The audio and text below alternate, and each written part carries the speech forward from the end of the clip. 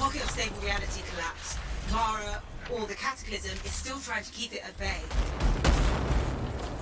What's going on, Workforce? Because many of you asked, how is Anthem doing? What is going on with this game? Is it worth it now?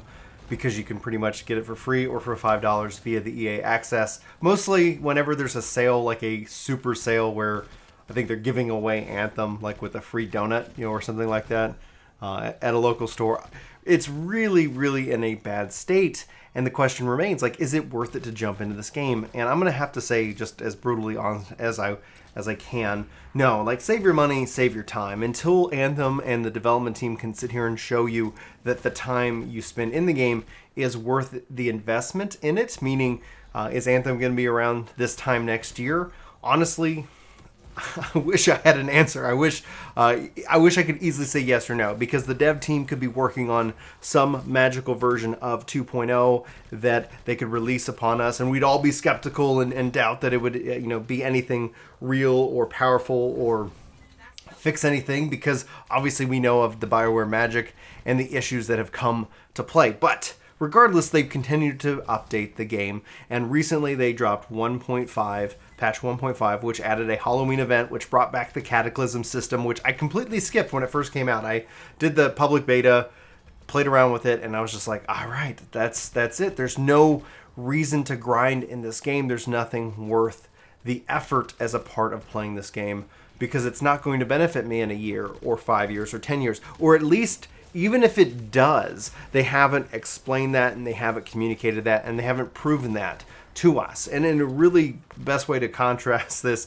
is with Destiny, which is now going into year 6, and Shadowkeep is right now probably one of the highlights of the year for me, with its gameplay and just with its overall systems. Is it a perfect game? No, but we're not reviewing Shadowkeep here at this moment. We're talking about Anthem, the game that we had a lot of hope for, that I'm very happy I haven't recommended yet, and I'm still happy that I'm not recommending it to you, because it really needs a lot of work. And what really kind of hits you is that despite the gameplay, and despite jumping back into my Storm Javelin and flying around and just experiencing the Cataclysm and having fun with this event, like, I'm not going to lie, like, there were some fun moments to be had as I try to learn the Cataclysm, as I increased its difficulty and got better rewards, and as I just overall played it. But there's no investment here, and that's what I look for into these kind of games.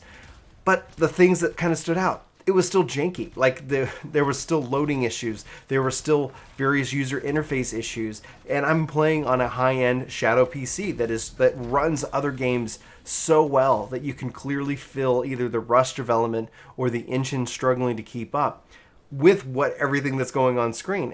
And I get it. I wish that there was some good news here to share with you. And there is a beauty of just how you're experiencing this game. There is a beauty in this weirdness of this world in which the reality is always being challenged. What is real? What isn't? The laws of physics and metaphysics are all coming together in this weird mystery. And that's one of the things that Anthem has going for it, is this mystery concept. It was rooted into this bad design, failed leadership that really caused the core issues where people didn't know what they were building. And ultimately we got, obviously, what we got, and the history is going to be there. So Anthem has a long way to go to prove itself. And that's really where the fact that they've canceled the roadmap, the fact that that is in and of itself is the biggest thing, because they not only canceled the roadmap, but they're not providing us with any kind of hope. And I don't know ultimately what that means, because if it means that it's just going to be what it is, and they're going to go work on Dragon Age 4, okay, that's fine. Yes, you failed. Let's move on. So what are we talking about here? 1.5 is out, and even with the Cataclysm, which was kind of this pinnacle of hope for a lot of players, that this would be this content. It's got the scoring system, it's got the multiplier system, it adds a lot, it's got leaderboards. Honestly, it is a good system, and it's unfortunate it didn't launch day and date with the game. But it was somewhat tied into the narrative, and now that it's not, because all those acts have been canceled, we don't really know what to expect and where to go for it. So let's theoretically talk about what would make an Anthem 2.0 a rebirth of the game and the franchise. And when I look at it, I think it requires too much work, in all honesty. When I'm sitting here looking at 1.5, unless they've been behind the scenes fully working up some new revolution of a game, I wouldn't expect it anytime soon. I was originally thinking when the game launched with its issues, maybe it would be 6 months to 12 months to kind of get those worked out and patched. Here we are 9 months into it, and with no roadmap and no nothing. Ultimately, what are we doing? You know, it's like I just can't just express just that. I just think this is pretty much it. This is going to be what, you know, wraps it up, and I hope I'm wrong. But let's theorize about a 2.0. I literally would need some form of progression system where XP doesn't lose its value. I think the biggest frustration, a part of it, is that when you see various drops, doesn't matter the color. I think a lot of people got frustrated that they were never getting legendaries, the RNG and the drop rate, very frustrating. But beyond that, like, there was no value in the blue or the purple. You could break it down into some weird crafting system that ultimately that needs to be completely scrapped. If you go look at Phantasy Star Online, that was a system in which that every drop you could just feed to your little robot friend. If you were able to feed and upgrade gear, they could have more meaningful gear to chase after. Again, this is a really interesting game to contrast with Destiny, because it was once touted as some form of Destiny killer, some kind of game that would come about and, you know, make Destiny get better. And honestly, I don't know if Anthem did that at all, but that's what ended up happening with Destiny.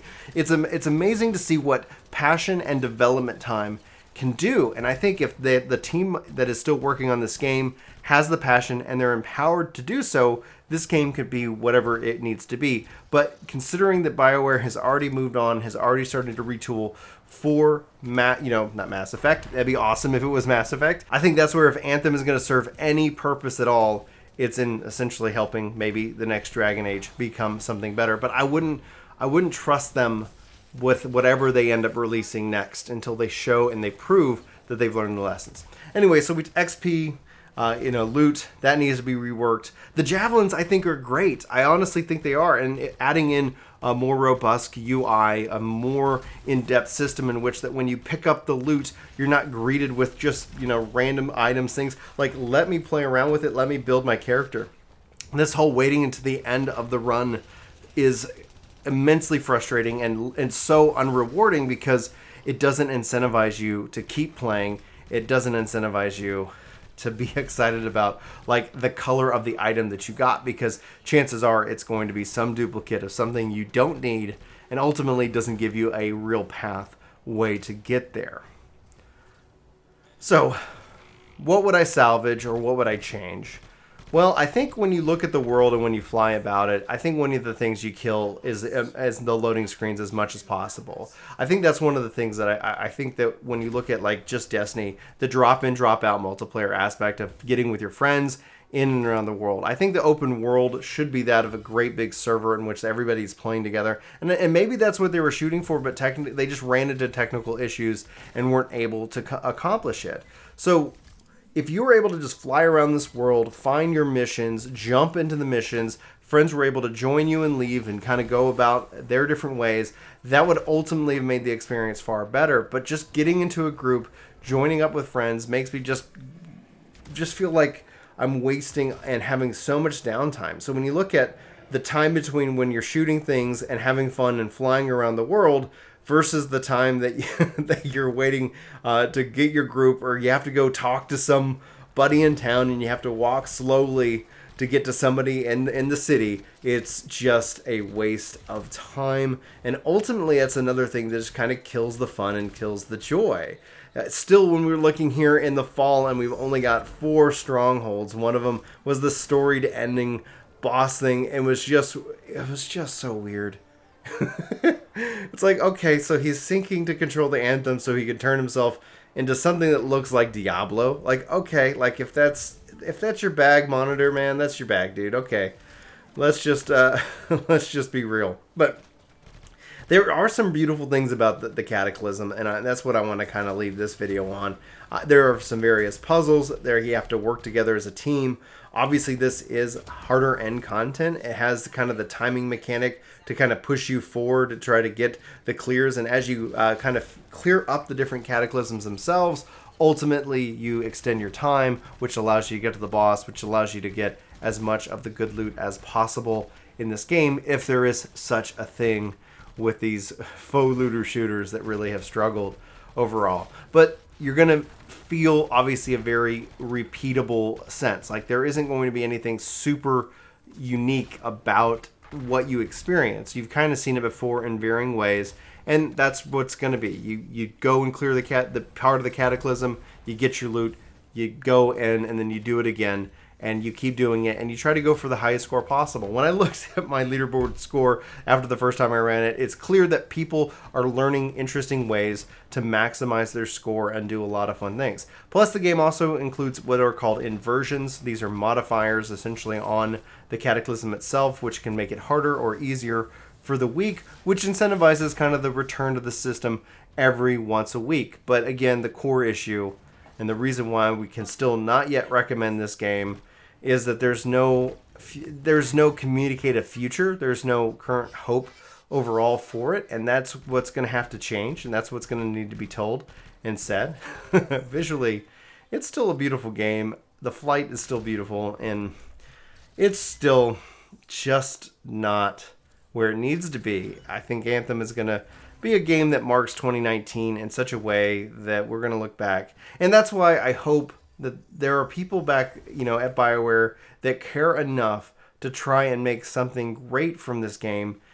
Not just because, I think it's the right thing to do, but ultimately I think that could be something where when you look at games that have made a comeback, in games like Final Fantasy, 14, for example, where they have put a lot of work in, they've put a lot of time in, they've made it do, what it needs to do. It's a hard road, it's a long road, and now, if anything else, just playing the 1.5 update, unless the team has anything they want to do and put into it to really make it unique and special, it's definitely not going to be a game that is worth it, unless for some reason you feel like flying around and shooting some giant monsters, and hopefully it shouldn't cost you anything, or it should be very cheap. So regardless, thank you so much for watching this video. Let me know in the comments below what you're thinking, what you're feeling, and let's have that conversation. But for Work to Game, my name's Brian. I hope you have a fantastic day, and I'll see you next time.